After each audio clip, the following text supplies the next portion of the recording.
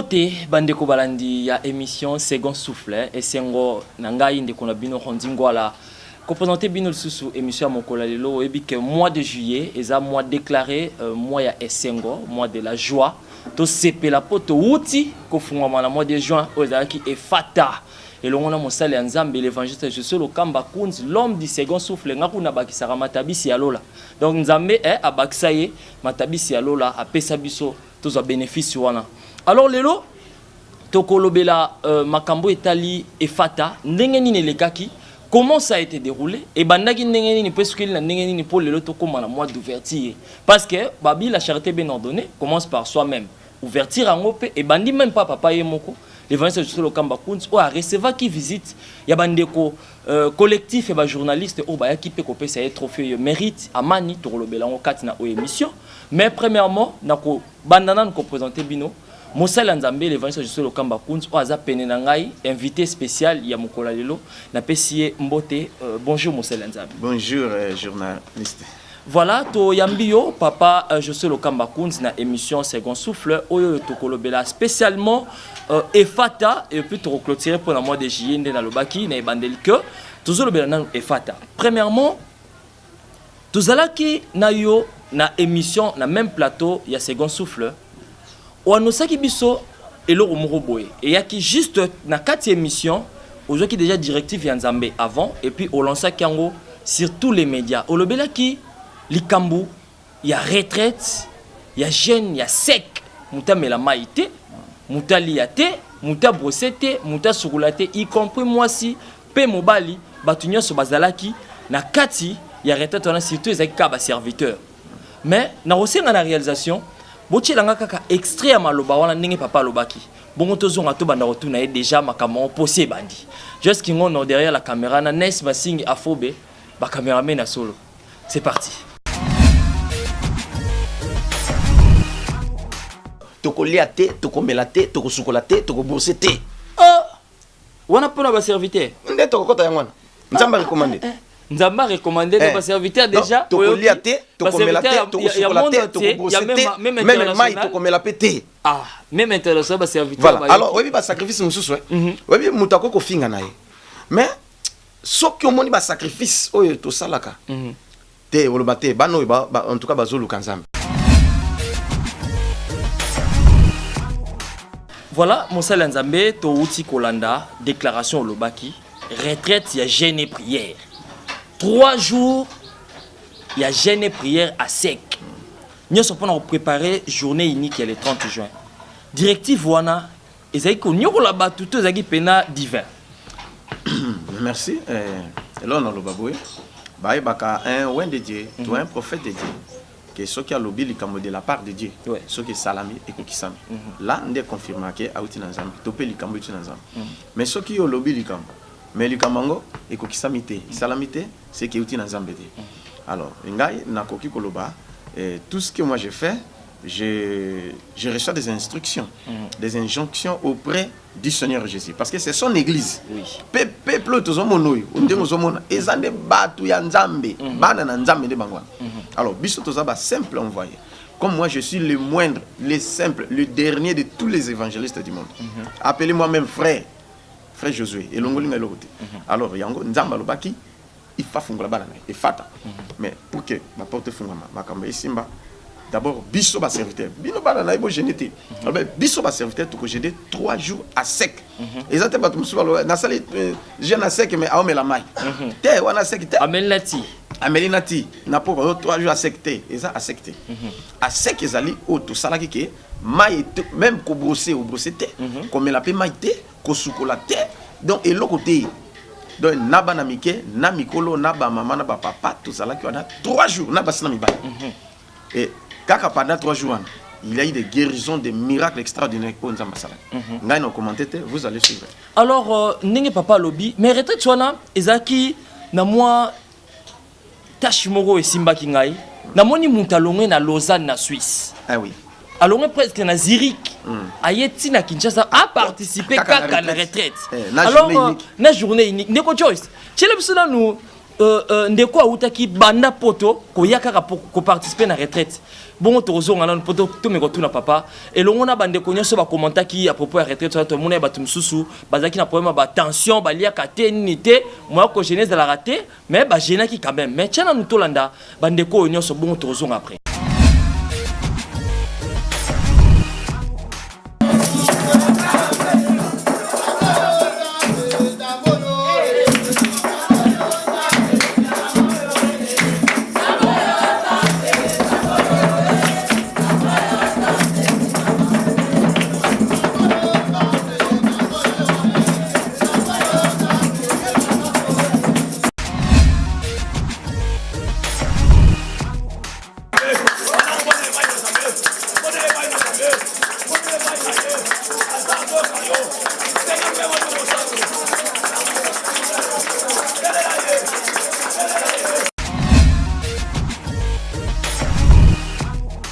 Voilà, bonjour mon frère. Bonjour. On s'est présenté dans le public local. Alors, c'est le frère Ernest, ceux qui me connaissent bien en Suisse. Donc, je suis Kinshasa et puis je suis passé retraite, c'était vraiment bénissant. Je suis vraiment très content, papa. Ouais. Donc, de Koyo Outi, Suisse, Oye uniquement pour participer à la retraite. Alors, j'ai profité de l'occasion vraiment de participer à la retraite parce que c'est très important. Parce qu'il y a de vrais hommes de Dieu. Homme de Dieu, vrai Bazali. Donc, peut-être Baza Bateau, Baloa Ramingité. Mais les œuvres parlent. Donc, on a besoin de Boya pour visiter et puis vous allez voir ce que Dieu va faire. Voilà, papa, tout Kolanda, Ndenge, Ndekona Busa Lobby, que Batounyoso, au Bazolanda, yo ba yebi, ba ya. O batale na musika to na pene baya muto auti na Suisse afuta billet et avion ayaka ko participer na retraite et puis na journée unique si mazu avion zongi na ye ozo expliquer biso neni makamba bo na koloba nini ils ensemble nde muto abimisi message baye hein tala muto afuti billet na ye aye uniquement aya a participer pendinga yaki wana mbala moko aboy aliete a gêner ndenge kabiso to salaki ndenge ya salaki andimi ala la wana ti na fin à participer dans nini a jouer loka bana ayaki koluka et puis maman na épée azalaki malade atambola kata fan na kate a kotanda ba meki na hôpital wabi a obika sauter mais du moins tango ba ina ye maman atamboli afandi et maman bi mana yoki bien papa abiki et pour dire autrefois to zalaki na ba professeur de l'université na campus et puis azana Londres azape kuna mais ayaka bongo a kotipe to kotina kaka wana à participer na retraite kobima zobima na biso baninga na ba universitaire bakima ba professeur tanga bimi nzamba latia na onction a komika kazoma ta campus na mutuka ko kitoki ta na voiture moninga na pa za na voiture kita mone bwa sundoli voiture ale mbangu akimi siko bakima kinini bakimi kasi yo anaza occultiste voilà aza occultiste siko ye oya biso azali mwana nzambe lokola tellement lumière ko sala oui so qui a résisté ko koya ou makamone bébé ali mbangu akimi même la bureau baninga mususu ba occultiste ba bo ko respect yote tu viens d'où non tu as notre esprit non bakimi tu vois mbongo pe bunga ki ye ba iba ki ye porte-monnaie na kati na flat e bungi et tant to prier moto ayiba ki ay ko sonki comprendre. Alors, alors, moi, je n'ai pas de commentaires, mais du moins, que Dieu lui-même puisse commenter à travers ses enfants. Voilà, que Dieu lui-même puisse commenter à travers ses enfants. Et l'obi, Monsel Nzambe, l'évangéliste, je suis le Kamba à Kunzo. Alors, Bande Kobalandi, Tozo Kobana, émission na bisone na baina bino que lelo, pour beta penza, mingi li solo ya efata, nengenini elekelaki. Alors, papa, to utaki na retraite. Retraite et sili. Tant retraite et sili, et comment qui sikoyo, na temps et senga ki tokota na journée unique, ozaki sombela suka makambo, il y a les 30 juin. Bah vendredi on sala ki ndetka kolonga, mais vendredi il y a les 30 juin et c'est quoi qui li susu. Et songaki. Et puis to monaki nenge nini makambo salami. Alors tant oyaki na entrée na tunaki yo mituna moko. Na osepela réalisation et donc c'est la biso maramoto tunaki papa tanga yé tanga kiti na mutuka avant kota na kati église to tunaki makamoko boy tolanda sima tozo après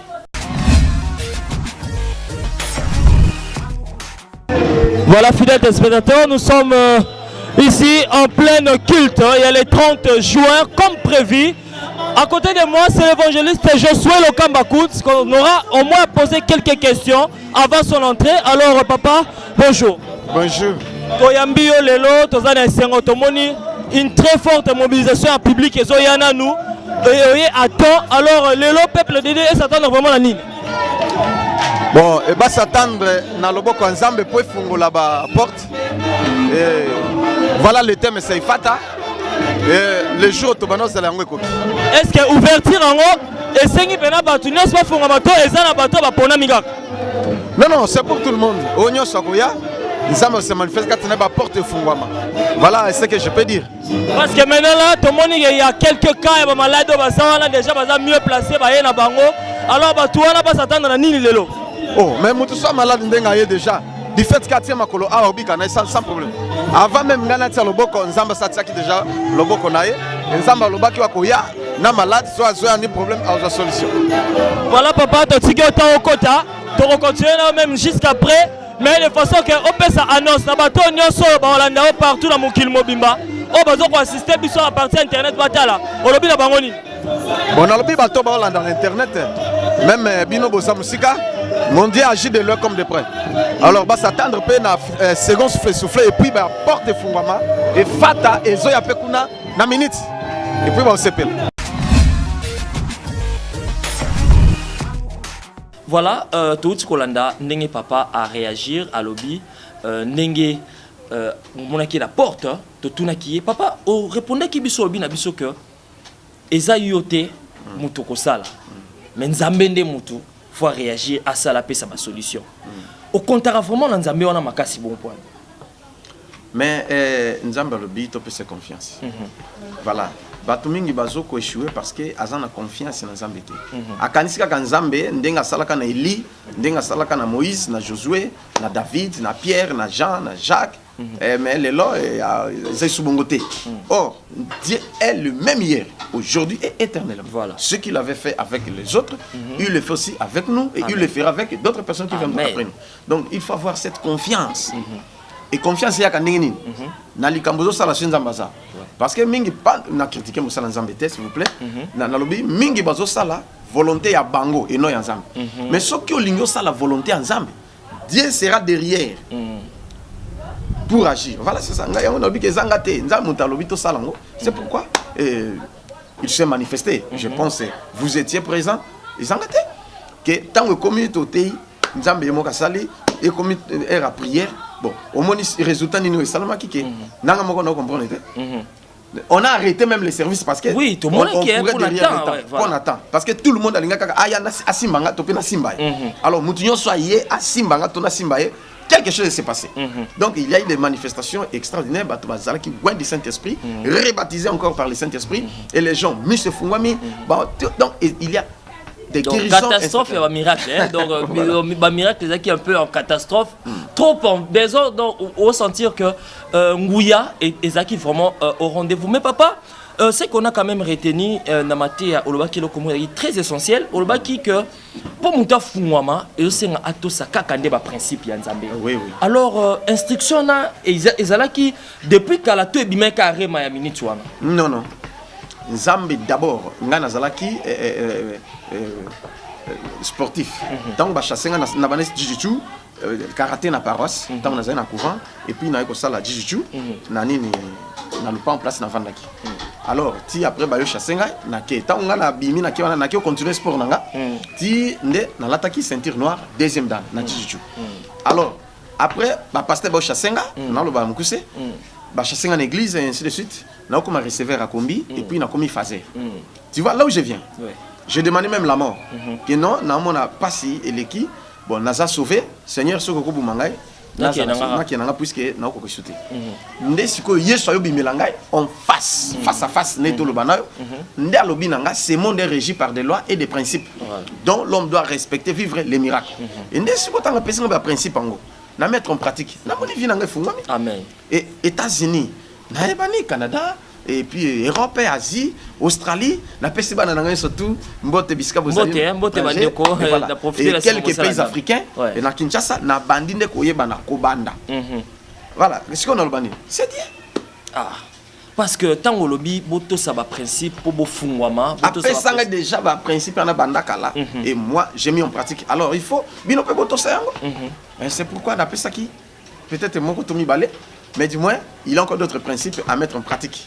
Aux politiciens, aux alliés hommes d'affaires, aux alliés femmes d'affaires, aux alliés étudiants ou étudiantes. Je te dis sincèrement que j'ai épaté des professeurs. Que aux hommes que professeur a composé examen na ngana butu na zaina veillé na bonden kolo la kisanga examen nyons. Nyons surtout boy oui. Mais biso to yebi bagi na aide mémoire pas banganga kisi ba aide mémoire pour aider. Na ye na commune auditoire examen bandi na zo seka. Les mêmes questions et les réponses nous avons ça qui tout. Et na répondre nyons. Le professeur tali bo me théâtre je mon outil a volé mon examen. Non, mais je ne sais même pas où tu habites. Mais les technologies, c'est la technologie qui nous avancé. Pour faire ça, qui on lit, moi, pas que nous y bah réponse. Mais et sikoyo et comme qui est affecté na bana nangai. Bana biologique, bana spirituel. Na bisa que même ça qui bourrique. Basa na église interview bango. On va pas 80 quelques pourcents, 90%. Et surtout au Monique, bana bazaki quand même na joie et bano pambola qui quand même na examen d'état, bango nyonso ba oui, bango nyonso. Et pas na église ba ratakate.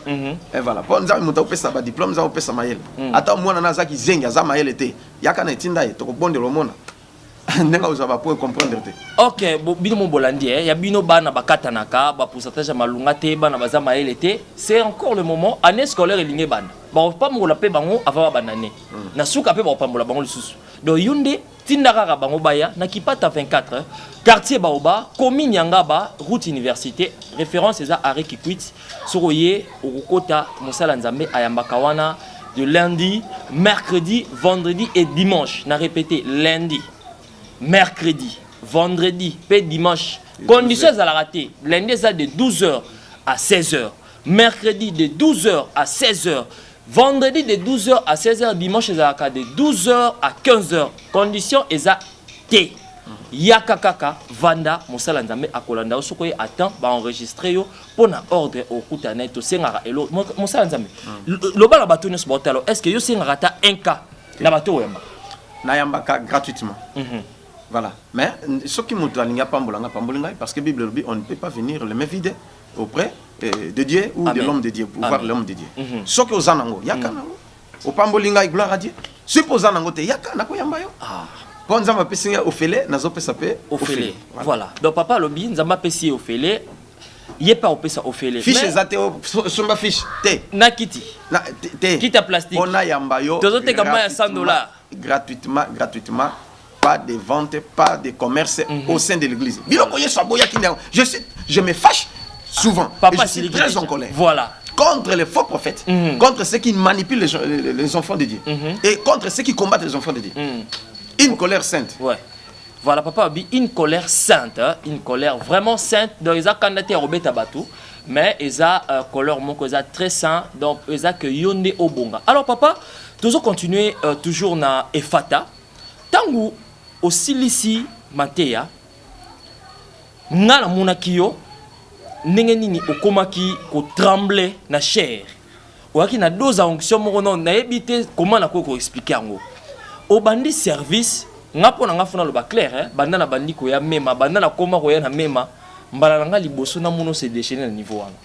Malgré que ba journée unique monsieur ezaki somo, mais efata ezaki une exclusivité nango. Alors bande ko balandi. Non comment. Tozo nga poto commenter. Na tiki bola ndaka ndenge nini travail ngo salamaki. Sima tozo. Alors Joyce Kingono balancer les mango total ango sima tozo nga po to continuer. C'est parti.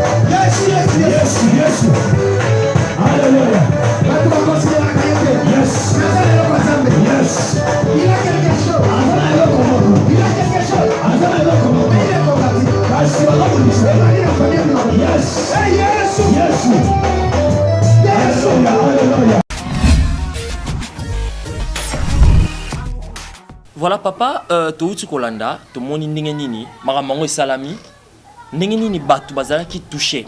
Mais ezali le romo retena ki ngai. Nas Masingi azaki na caméra, azaki papa moko azokota. Merci pour l'illustration de boche la bisongo. Papa natanga azokota, azalaki ngana yebaki te que azaki na maladie quelconque ou quoi. Mais na mona ki asimizete. Mais ko poussa na poussani aussi c'est presque service. Au botoli nzete, oye ko découvrir mbasu na lokolo wana. Et pour sambeli po na ye azongi. Mais chose curieuse, ayaki na nzete tamboli normal. Alors mais kako expliquer bisonano parce que faut ozoya témoigner mais kako expliquer bisonano et c'est là qui na vitesse nini yo comprenez ki maman que le colonel a un problème. Bon, au moins le Saint-Esprit à l'Aksaka. Même kaka soko tali moto, a vu que moto a un problème. Voilà, tango azoya, nous avons vu que il est malade mais na l'école. Tango a poussani na simbi pe liko na tomboli kutu pantalon na simbi liko na bondeli pona ye. Et tango na bondeli ici na tiki azongi moko azotambola. Et ayaki papa autambola ye moko kuta okima na bambango et déjà nzambe asali. Voilà et le qu'on a koloba ke nyonso ezosalama c'est sous l'inspiration divine. Makamusu esalamana na ibaki yangote sur place nzambe olakisanga talabo.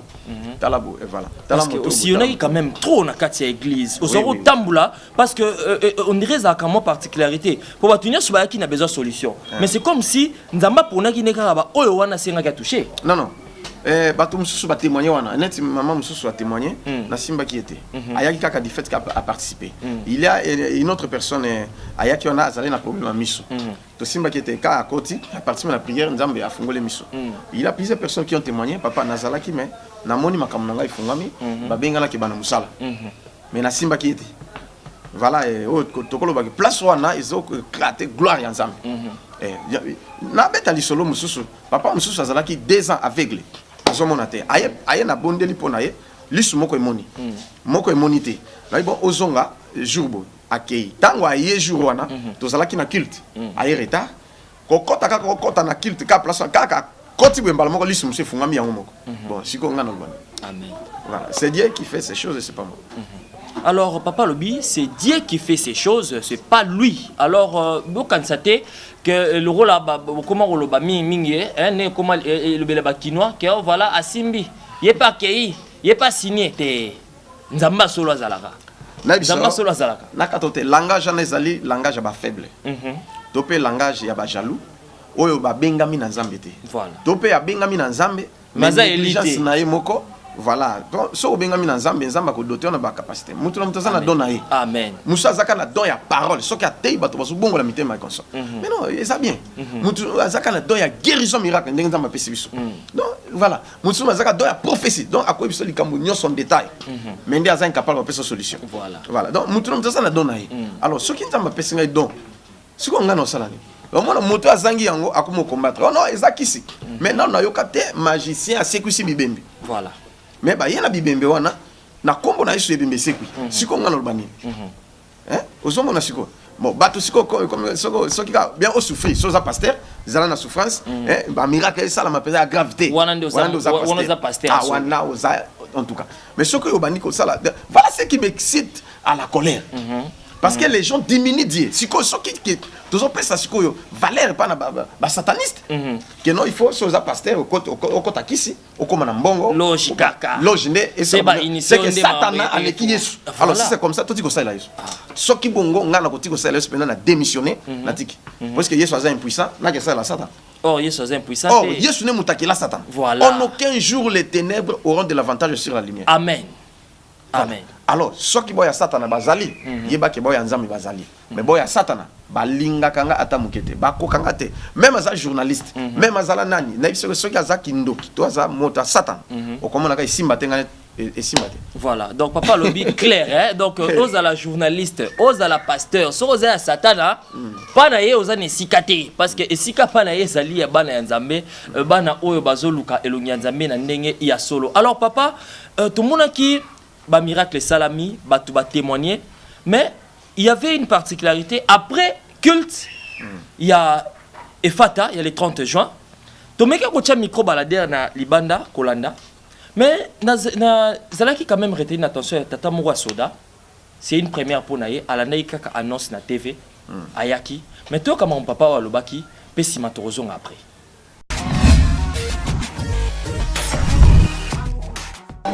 en tout cas na komisi nzambe mokona lelo d'abord ezali mbala na ngai liboso na ya na église awa pona naki nani pasteur na nzela na télévision na invita ki bato ngape yango na yeko répondre na invitation wana na sepele mingi na ndenge nyonso esalemi awa ntu wanga na vandi musika na vandi na kanseta na za militaire mais na yeko répondre en tout cas vraiment puisque na ndimela nzambe yango na yevma na sepeli na ndenge maso maleki katine sikoyo.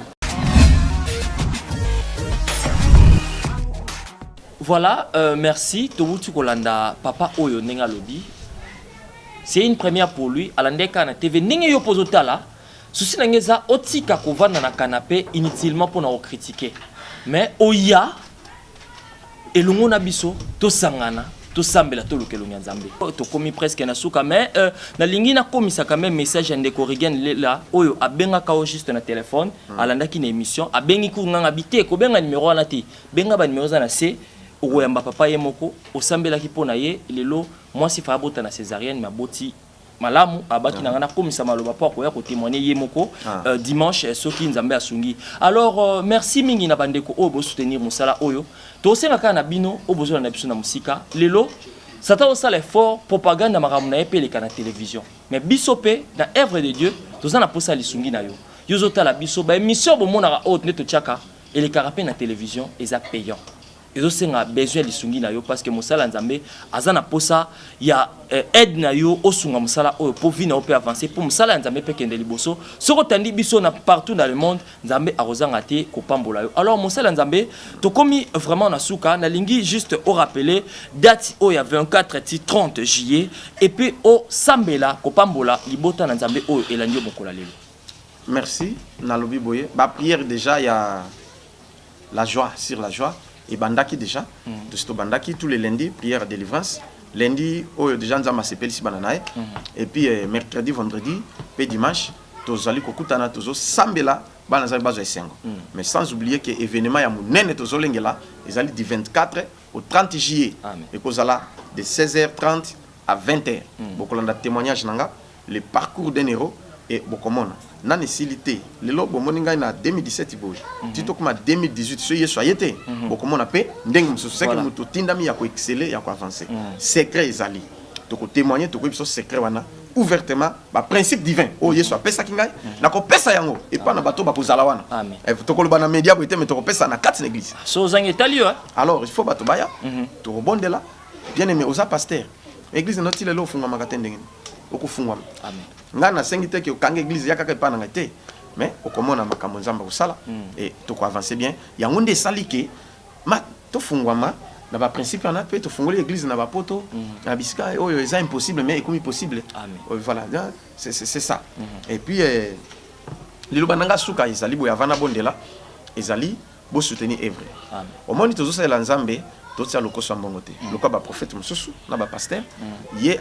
azapona libumu na ye voilà mais soutien na bino voilà pour ceux qui tozo senga et ça ka pe malamu te kaka bino a pasteur ba mandia mais to lobi moto bonne volonté soutien na yo moni to lio to somba lopango pour l'église to lingi ba instrument ya bien to lingi ba séminaire yango ça demande l'argent to le kana TV mbongo to futanini ba sport ba ni tout c'est l'argent to dépenser par mois $1,200 aux monde mais na église ko une église to senga kambonga na église to sengi ke nzamba sunga yo o contribuer volontairement et nzamba pambola amen voilà je ne sais pas où na sala prière pour ça la prière pour ngana clôturer na ngana suka merci beaucoup yo muto landangai par place nyo sozali simbal pas sozobela pe sala net yo simba ngai donc o tielo boko moko net yo simba ngai moko simi place sozobela soko za na problème o sene to simba ngai o simi motema et na bonde la nzamba se manifester papa yo tindi ngai ndengo tindaki Eli ndengo tindaki Joseph ndengo tindaki Israël ndenge otindaki Seigneur Abraham ndenge pour ça l'alliance naye ndenge otindaki Pierre ndenge otindaki Paul otindaki Tomilos Born pe bonyo sotindaki tawo yon kolonzambe na sengo se manifester pour na bana no ba yepa na au nom de Jésus Père na détruit maladie na détruit notre souffrance na détruit force surtout et bando bloqué pour avancer et sengwe si la yo na komones et sengwe la tanzoto na yo au vivre second souffle nzambe nanga a sepelisa kaka ndenge na lobi awa moto ako résister te et ça la mandenge na lobi na komones pe oya kotato la ba merveille nzambe papa merci parce que okosala lisusu na kombo na Yesu amen. Amen. Voilà, tokomi vraiment nasuka émission na biso mais na koki ko katakaka boete sans pour autant na remercier équipe technique oyo et assister biso lelo na moni Joyce Kingono derrière la caméra et Nas Masingi Afobe donc ça dit musala nde musala pour bakolo misala bakimi. Donc ça continue toujours toza awa na elongo na bino pour tokoba toujours ko continuer second souffle ce qui est sur zongité to kuta na mbala sima pour na continuité. Merci na Majidi Lokamba Kunz, merci na Libota Mombaya Evaso Lokamba et puis surtout na yope papa nengo ya bibiso lelo au permettre bisoto sala na yo sous émission. En tout cas qui met nzambe e ou na mabota na bino tokutani na mikolo zaiko ya bye bye. Bye bye.